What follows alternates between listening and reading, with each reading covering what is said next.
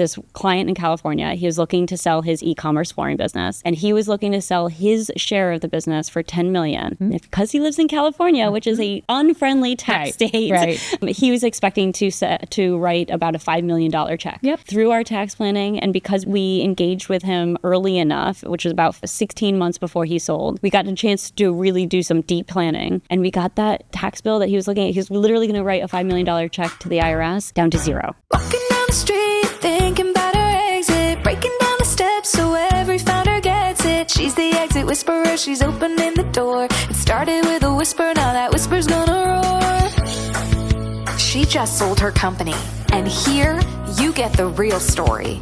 Shh, you could be next. Walking down the street, thinking about her exit. Hi, everyone, and welcome back to another episode of The Exit Whisperer. I am your resident exit whisperer and host, Carrie Kirpin, here to spill all the secrets needed to have the exit of your dreams. And let me tell you something. Today's guest is not an exited female founder, but she is one who is going to make your exit infinitely more valuable. Talking about changing the entire game. Today, I am talking with Jenna Kozodoy from Wealthrive.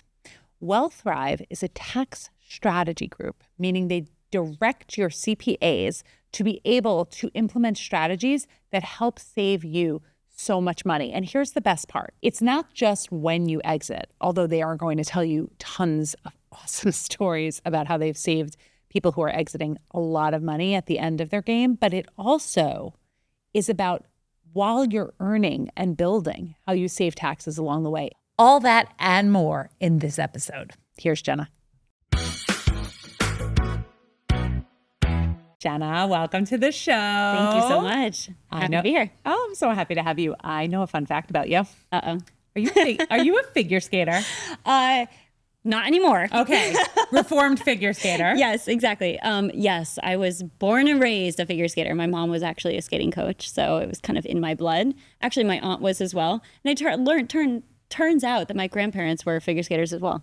Get out of here. I did not know that until a full figure skating family. It really is. And you're continuing the tradition because you met your husband also as a figure skater. Yes, I did. Yeah. But you weren't from the same, did you meet on a skating? Yes, we did. So we were not, everyone's like, oh, you met your husband through figure skating. You must have been a pairs or a dance couple. Yeah. We were not. We were both single skaters. He was in Massachusetts. He was trained in Massachusetts. I trained in Connecticut. But we were both invited to Yale University. They were hosting a holiday skating show, and he was the guest male skater. I was the guest female skater, and we've been together ever since. Oh my! Isn't that crazy? Wait, I have to know this. I'm sorry. This is the most important question of the interview. Are you ready? Yes. Have you ever done a couple skate, just for fun? No, we have not. Why did you not coordinate a cute couple skate? So I'm way too tall, and he's way too short. We are literally the same height. And so in skating world, that wouldn't work. No. I saw that when I was doing a little bit of research on you. Mm-hmm. I saw that you were at Bridgewater, which must have been very, very competitive. I mean, that's one of the largest hedge funds out there, right? It is the largest hedge fund in the world. Similar to sports in some way. Talk to me about how the heck you got in there. Yeah. So it's, it's interesting. Bridgewater is a really intense culture. For anybody who hasn't heard, do a little bit of research and you'll realize very quickly that it's a very intense and unique culture. Yep. It's a culture driven on feedback. So radical truth, radical transparency. And what that means in practical reality is that every single day you walk into those walls of Bridgewater, you're getting essentially judged and critiqued.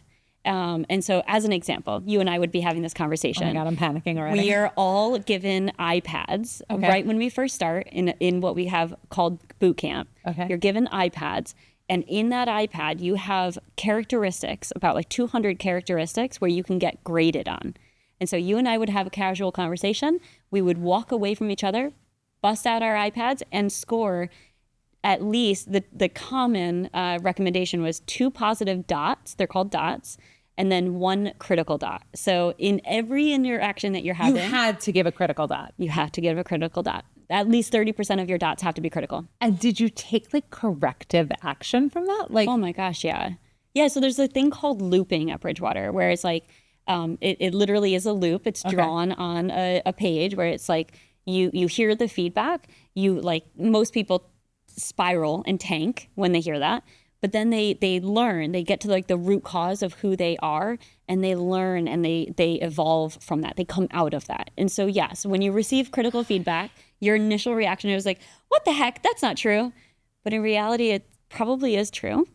And it's probably, if you can overcome that or understand that better, that critical feedback, you will become a better person. So wait, so you're learning from looping, you're having this whole experience. Yeah. You then move on to Goldman. Exactly. What is the reason for that move? It's a good question, because I was on a really good path at Bridgewater. I very much enjoyed that. But what I realized is I was going upward in a management perspective, on the management track. I was already a manager. I was a senior manager, managing junior managers who managed the team.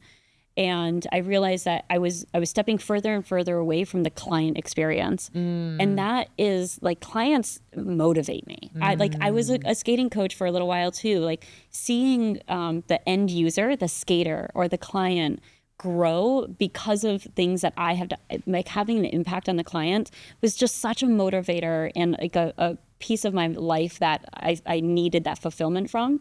And so I saw a position open at Goldman Sachs right in my hometown, not really my hometown, but right next door.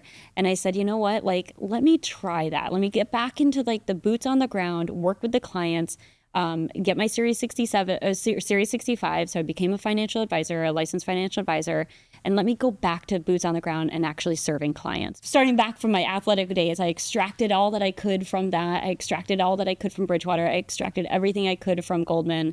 And it was time for a transition. We were looking to move. And through the amazing network of entrepreneur organization, EO, I got in touch with Noah, and he's a phenomenal human. Yes. Noah and Peter Culver, Noah Rosenfarb and Peter Culver, founders of Freedom Family Office. Yeah. And I ended up on the phone with them, and I was really just trying to understand the landscape of the wealth management space in the Florida region, because that's where we were looking to move from Connecticut. And after chatting with Noah and getting to understand what drives him and what motivates him, I was like, Noah, I know you aren't hiring. I know you don't have a position, but you need to hire me. And I'm going to be the best hire you'll ever make. And I convinced him to hire me, even though he did not have a position for me as the chief experience officer. So I was really focused on creating an incredible experience for our clients. So this was at the family office? Yes. Okay. Freedom Family and Office. Describe to my listeners if you were explaining what a family office is, how would you best describe a family office? I like to think of it as an ecosystem of advisors who are dedicated to a single family to help them achieve everything they want to from a financial well-being standpoint. So in most cases, a family that's worth over $100 million will have a team of advisors that they hire themselves dedicated to the family.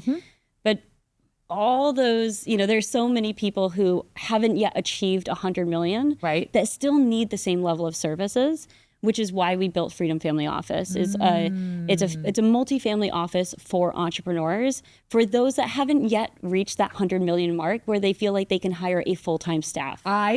First of all, I'm so glad I asked you to describe this, because it makes complete sense to me. So these families with this massive net worth have this army of helpers to help them. Yeah. And you wanted to democratize that a little bit for entrepreneurs who aren't yet at that level, but are in the process of aspiring to be there. Oh, totally. This is getting to Wealthrive. Okay. We realize that for entrepreneurs, one of the biggest expenses that they have in their lives are taxes. Of course. And it's almost like it's built into their day-to-day and their year-to-year. So they don't really acknowledge the fact that it is likely the biggest expense that they have on their financial plan. Of course. And so what we realize is most entrepreneurs, they didn't necessarily have assets to manage in the traditional markets. Right. Or they didn't have the affinity to invest in the traditional markets. Right, because all of their net worth is tied up in this business that they're building. Exactly. That's the thing. It's exactly. Especially if you're first or even sometimes second time, you're really focused on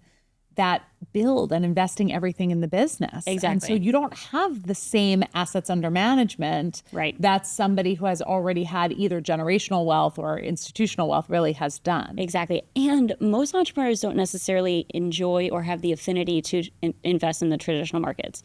Think about it. Entrepreneurs are out of the box thinkers. Yes. They're literally creating things that didn't exist before. So they're out of the box thinkers. And so most of them are also out of the box investors. And so they're more on the private equity, the private debt. They like to think of alternative investments or even like cryptocurrency. So the traditional markets is not really a path that most of them have dedicated to massive story. Fascinating. I don't know that I've heard that before, but it makes such sense because entrepreneurs are creative. Yes. They like to pave their own way. Yes. And so anything that is traditional might be somewhat rejected in that capacity, or at least a lower percentage of it. Exactly. That's so interesting. Exactly. And then a lot of entrepreneurs that do invest in the traditional markets, they have a more hands-off approach. Yes. They're either like I'm just going to set it. Exactly. Yep. Set it and forget it because they don't have the time to dedicate into like understanding the various stock changes, and it's moves. Not interesting enough for an entrepreneur. Exactly. Totally. No one really talks about the tax strategy, but Noah did. And he talked about this loudly in the entrepreneurial community. And so a lot of people were coming to us saying, I don't need assets under management. I don't need you to invest my dollars in the traditional markets, but I really want your tax strategy. I want your tax brain. I want access to tax strategy. And that's how Wealthrive was born. Exactly. There are many effective legal tax strategies that you can put in place to keep more money in your pocket, which you can then invest and have compound while you're building your business. All of that de-risks the focus on having this giant exit that is the only way for you to make money. The reality is there are many, many ways for you to make money. And the first way for you to make money is to make sure that you're actually keeping the majority of what you're actually earning. Wealthrive is a game changer for me. This is something that I did not do when I was in the process of selling. And I think the strategies that they've put in place for me are just awesome. So listen, you're going to hear from Jenna now. Afterwards, if you want to reach out to her, it's jenna@wealthrive.com. Mention the Exit Whisperer because every single one of my listeners should actually have a conversation with them to see what they're about because it's mind-blowing. Seriously. Do you then shift from chief experience officer at the family office to helping to lead Wealthrive? Yeah. So I had shared with Noah.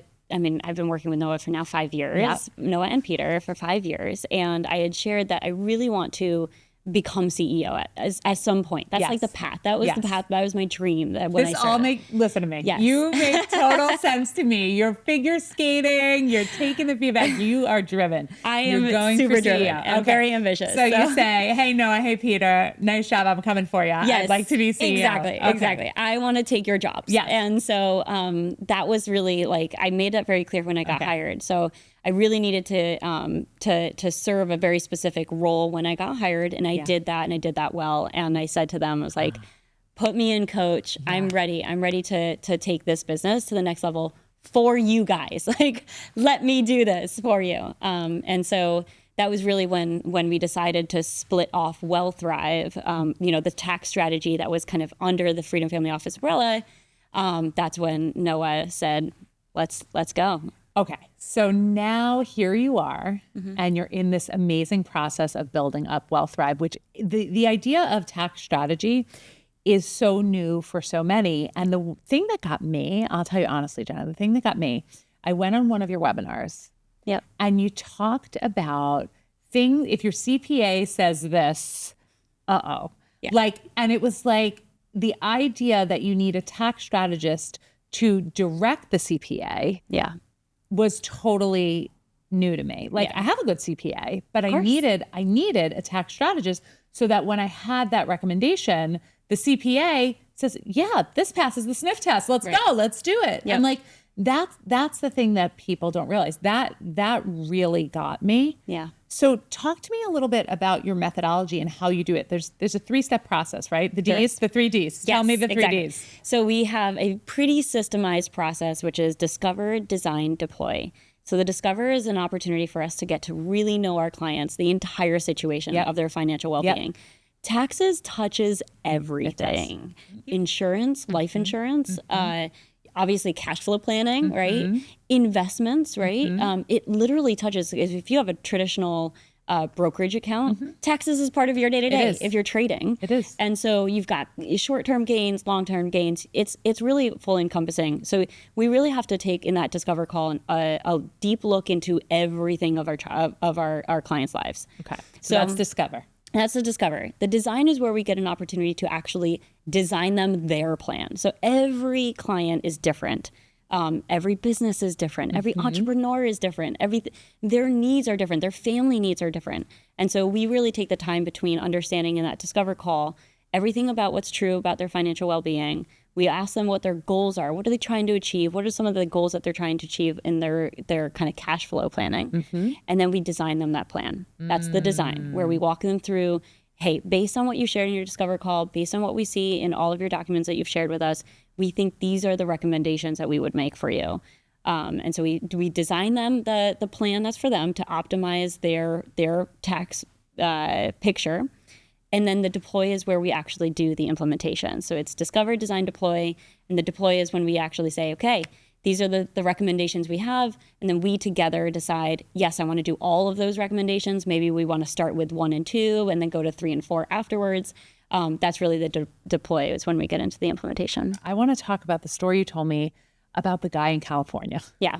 Can you tell me the story of our guy in California, please? Happy to. So this is one of our wins. So like our entire foundation is built on the fact that we think entrepreneurs are the heroes of this world. Yeah. They're putting food on the tables for the families that they employ. They're putting products in the hands of what we do.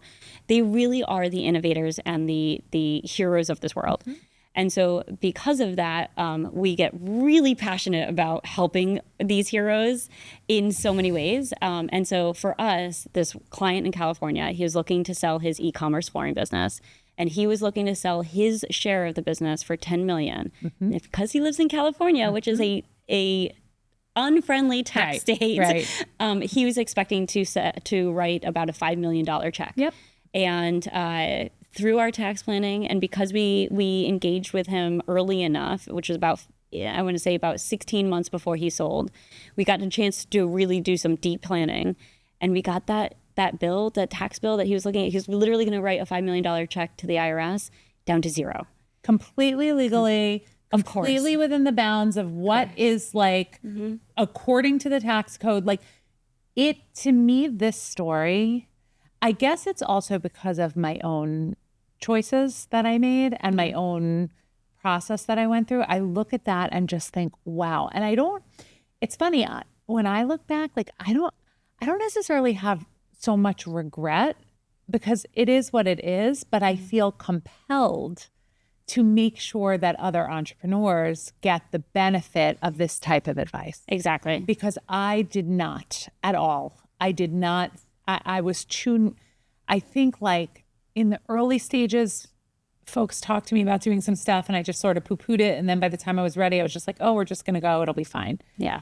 And it's a seismic shift. I mean, that makes a really big difference in his life where he may not be able to live for the rest of his life off of 5 million, but off of 10 million, maybe he could. Exactly. You know, and it's quite a difference. We're talking about life-changing dollars. Yeah.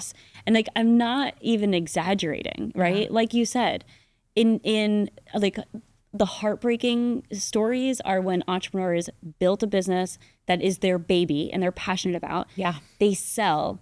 And then they are either lost because they don't feel like they've got that connection to something that they're building on their own. Yep. But also when they realize that they don't have enough money to live off of based on their exit. You have no idea how many people I interview that have that exact experience. Yeah. And it's tragic. It is absolutely tragic. Yeah. So I guess I would ask you now, which I was going to ask you before I had to talk about our man in California who I'll never forget. How early do we start thinking about tax strategy? We're building a business, we're starting a business, we get it to, EO qualified, $1 million in revenue, $2 million in revenue. Yeah. Are we thinking about tax strategy then? Oh yeah. You should be, every entrepreneur should be thinking about tax strategy now, yesterday. Like day one? Like yesterday. Also on the income side of things, right? It's income too. It's not just like your tax structure or doing like set yourself up for QSBS or any of those things. Like, it's way deeper. It's also what you're earning. Correct. Right? Exactly. So we do a lot of work in all areas of the taxes. So you've got the income taxes. Yep. So W-2, 1099, or 1099, right? Yep. Doesn't matter. So income taxes, short-term capital gains, long-term capital gains, estate taxes. We do a lot of estate planning and taxes around that, especially for our high net worth clients who are facing estate tax when they were to pass on. So we really look at taxes like completely holistically. And so for many entrepreneurs, like I said, if you just ask them, so one of the first things that we do is we build a financial plan. And so in most cases, we ask them the question of like, what is your run rate? What are you spending to live your life? Yep. And we break that down. But in so many times, the client's not saying taxes until the next page where we actually fill in that exact field. Okay, what are you paying? What are you paying in taxes? Yeah. And it's crazy amounts of money. I know. And so we can do some really good work there, and that accelerates. We think of it as taxes, as tax money, as an accelerator, because if you can, let's just say you're paying, I don't know, you're making $500,000 in income a year. Yep. Let's just say you live in New York City. You're probably looking at about 225, 200. Yeah. Oh, for sure. Right? Yes. And less. Yes. Maybe a little bit less on the income side. So around like 200, right? Yeah. So if we can cut that down, that's another, let's just say we cut that in half. That's $100,000 that you have that you 100%. Can spend the way you want to live the life that you want. That's right. Or you can invest it. You can invest it and have it grow. That's it. Like the tax compounding savings is not great. It's great. Yeah. Oh my gosh. So why do you think more people don't do this? I think it's because they just aren't aware that you can. Right. You know, most people think of their CPAs. Most people come to us and they're like, I've got a great relationship with our CPA. I have a great CPA. Yeah, great CPA. But the reality is the relationship with the CPA is more like the CPA, they're brilliant, right? Noah's a CPA. Yeah. They're brilliant people and they have studied hard to get where they are. But they put numbers in boxes and we need them to do that job really, really well. But what they're not necessarily thinking is out of the box thinking on how do we play around with these numbers a little bit? How do we look at ways to reduce these numbers? They're just doing the entering of those numbers. Right. And so what we like to think of is we are a partner to CPAs. So the CPAs, we need them because we don't actually file taxes at Wealthrive. Right. So we need CPAs to do their jobs really well for our clients.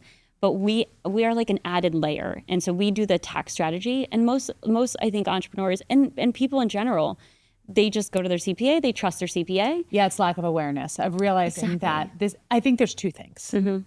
There's a lack of awareness. And then there's also that this is something that has been known by very wealthy people for a very long time. Right. And entrepreneurs who are just building or have been, didn't start the business with an idea of what it would become. Right. They have no idea. Exactly. That's why some of these networks too, like that's why networks are game changers. Like if you join EO or YPO or any of these things, it's very helpful because you meet other people who have gone through that kind of work. Right. People like Noah. Is there a stage that's too late if I call you right before I sell? There isn't a too late. Okay. So the reality is like we've got a toolkit. So we've got a tool belt of amazing strategies. Some of which are strategies that are known, as an example, like solar tax credits. That's not unique to us. Right. But many of the strategies that we have are unique to us because they're built by us and they're proprietary. Built by Noah and our tax attorney, in-house tax attorney. Wow. Built it, like designed the strategy themselves. So we've got a pretty vast tool belt of strategies, some of which are known public and some of which are proprietary to us. And so the reality is that as you get closer to exit, let's just say you were to sell yesterday, if you call us, we will still be able to do something, but we will not have access to the full suite of strategies because some of them do require about 1.5 years in advance of planning. So you still have options, but they are more limited. Correct. So hurry up and get a tax plan early. Yeah. Okay. Here's something I was thinking about. Okay. Yeah. I grew up in a family that was not entrepreneurial. In fact, we were so not just by the book, but like we had 2 rules in the family. It was like, you work at a job that you love. You have to love your job. Love that. And it has to have a pension. It has to and a pension. I love that. Okay. Job you love and a pension. Secure. Okay, great. I like we it. did not go for anything that was not totally secure, which is why my parents were always like, Carrie, where the hell did you come from? I was cut from a different cloth. But how do you deal? I would imagine, because I come from this background, so I would walk into that meeting and I would feel nervous that I was in some way taking a risk, or I would be audited, or any of these things. How scary is this? Should I be worried? Just got to ask real deal question there. I love it. I'm glad that you are. So the reality is that any one of us could be audited at any given time. I was audited once. Okay, so Yes, I know. And you were probably playing by the total. Oh my God, totally. Right, I had to get receipts. I had receipts. I was went to Dunkin' Donuts with my client. And it was true. Of course. I was sold by the book, and I got audited. Exactly. So the reality is that any one of us can get audited at any given time. Yes. Doing the work that we do doesn't increase the odds of you getting audited. Right. What will increase the odds of you getting audited is if you try to do one of the IRS puts out every year the dirty dozen, right? I remember this from the webinar. Tell me about the dirty dozen. So it's a list of strategies that are high on the IRS's radar. Yep. And so all you have to do, they're not illegal in any way, Yeah. and they haven't said no. But the reality is, if you try to do one of those dirty dozen tax strategies, you just have to make a check mark. Make sure it's documented. Make sure it's documented, but you also have to flag it on when you're filing your taxes. They're like, hey guys, I have done the thing that you're looking into, you don't love. Yeah. I've done that thing. Okay. So the strategies that we're recommending are not on the dirty dozen list because we just don't want to increase the odds of our clients getting audited. So all of the work that we do is not increasing in any way the odds of anyone getting audited. And everything that we do is completely legal. So it's just a matter of being able to articulate the how and why it works, which is why education is a core part of what we do.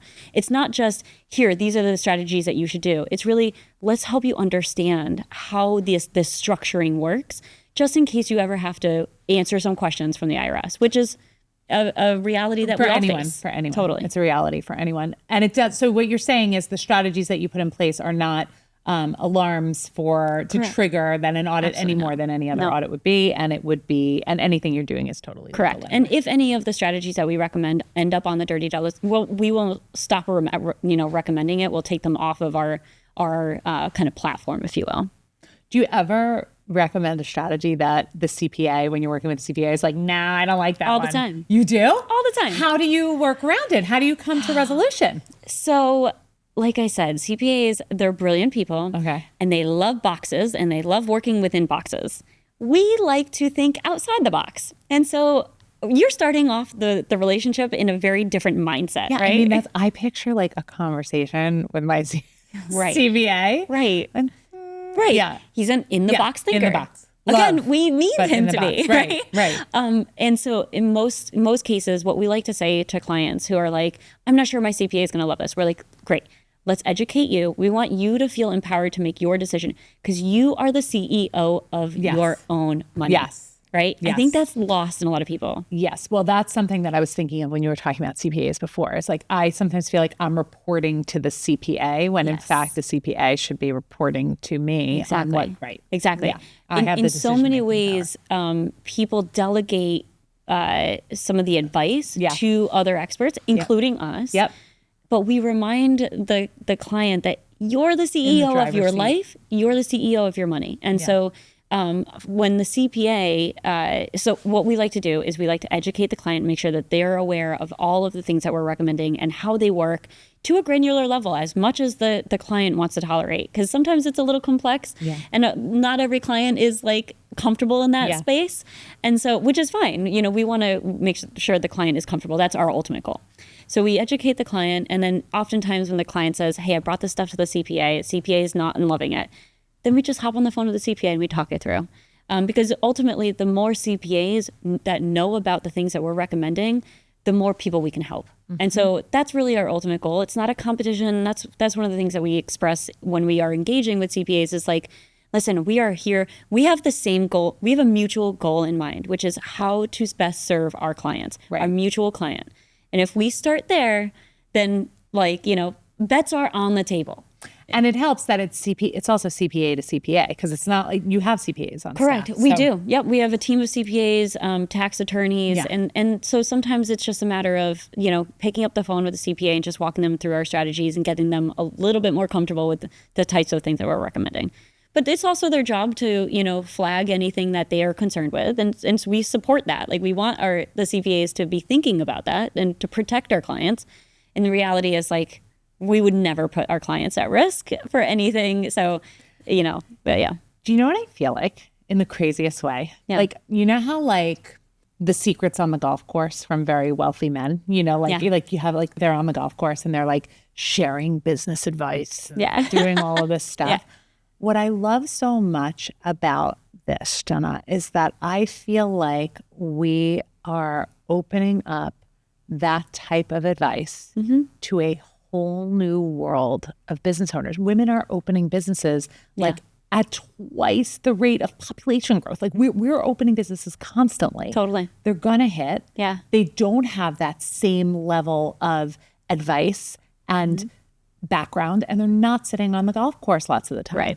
Right. So like to have this type of education and offering is like, it's just essential. It makes me so happy that you were able to come on the show, that you were able to partner with us, that you offer this to my clients and partners. Like it's really, really wonderful. Yeah. And so I just want to, as I'm sitting here, I'm just like, oh my God, if I knew this early in my tenure as an entrepreneur, and if I knew the thing about risk, like that's the other thing, is like we're just often more risk averse. And so hearing you in that way, it really soothes me, and the opportunity to do this stuff and have it work for me. Yeah. I mean, that's so interesting, because every client is also different. And so I'll never forget a day I happened to be like traveling for personal travel, just a vacation. And I get a phone call, and it was from someone who was like, I was just educated on some of the strategies. It went way over my head. I just need you to tell me what to do. Just tell me what to do. And I was like, great, we can do that. Right. We like to educate for those that want that education. Yeah. But you can also just deploy. Totally just deploy. And so, totally. Yeah. And we are happy to play that role, whatever's most comfortable. And so, to the risk aversion, like, I think there's a reality that sometimes like ignorance is bliss. And if you don't get into the weeds, then it's almost like easier. And so as weedy as you want to go is how we will go. Okay. I love it. And I don't know. I mean, maybe I'm different. I would want you to deploy it. And I do want you to deploy it. But I want to know what I'm like. I want to know more. Course, I want to feel like that. It's sort of, we talk about this with women. Like, it's like for me to have the confidence that I need, like that minimum viable confidence. Yeah. I need a minimum viable competence. Like I need to know a little bit, just enough. And then I need to let you guys do your jobs. Yeah. 100%. Yeah. So if I want listen to me. I don't know where the camera leads me. Listen to me. I want every single listener of this podcast to get in touch with Wealthrive immediately, just to understand your options. What is the best way to do that? Absolutely. So anyone is welcome to reach out to me. Okay. So my direct email is jenna@wealthrive.com. That's WEALTHRIVE.com. Right. It's Wealthrive. Yes. It's not Wealthrive. It's Wealthrive. Combo of wealth and thrive. Yep. And so you can contact me, or you can go to our website. It's www.wealthrive.com. There's so many ways on there. You'll see a phone number. You can reach out. A real human will answer. And so any which way, email, phone call, send a carrier pigeon to my house. That's it. They can a carrier pigeon to your house. Where, Jenna? Where do you live now? I live in Puerto Rico. Why not New York City? Why do you live in Puerto Rico, Jenna? So I moved to Puerto Rico 5 years ago. First, because of the palm trees and sunshine and beaches. Why not? I was born and raised in Connecticut, so I was done with, and I was a figure skater. Remember, of course, you were in the cold. I was in the cold 365 days a year, and I was done with the cold. I was totally done. So we were like dead set on Florida, which is why I got in touch with Noah to begin with. But we learned about the tax benefits it's an economic development program that entices business owners to move to the island, to give back to the island, but through tax benefits. And so we learned about that through EO, through one of my husband's forum mates, and he was part of the EO New York. And during COVID, his forum mate moved to Puerto Rico, and he shared and educated, again, always going back to education, educated us on the option. And we were like, okay, Caribbean island. We've always like dreamed that like plan B for us was always going to be to move to a Caribbean island and peace out. Well, we got a chance to move to a Caribbean island and we didn't have to peace out, and we were just like thriving and enjoying it. But yes, we moved 5 years ago. The Act 60 comes with incredible benefits for business owners who are capable of moving their business down there.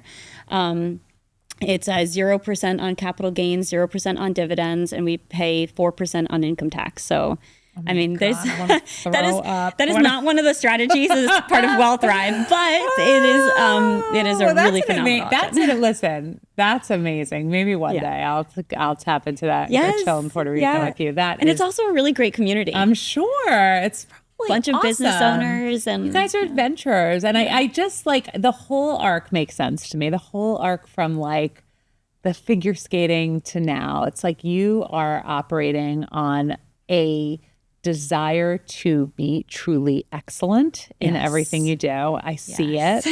I see that CEO path. I see the whole thing. And I'm so excited for what you're building at Wealthrive. Congratulations. Thank you so much. I'm so glad we can share it with I'm so glad that we get to literally change lives. And I know that sounds so cliche, but I really do believe that through tax planning, we are changing lives. Absolutely. So and changing lives of entrepreneurs, which are the most creative, best humans on earth. Best humans ever. They really are. So so thank you so much.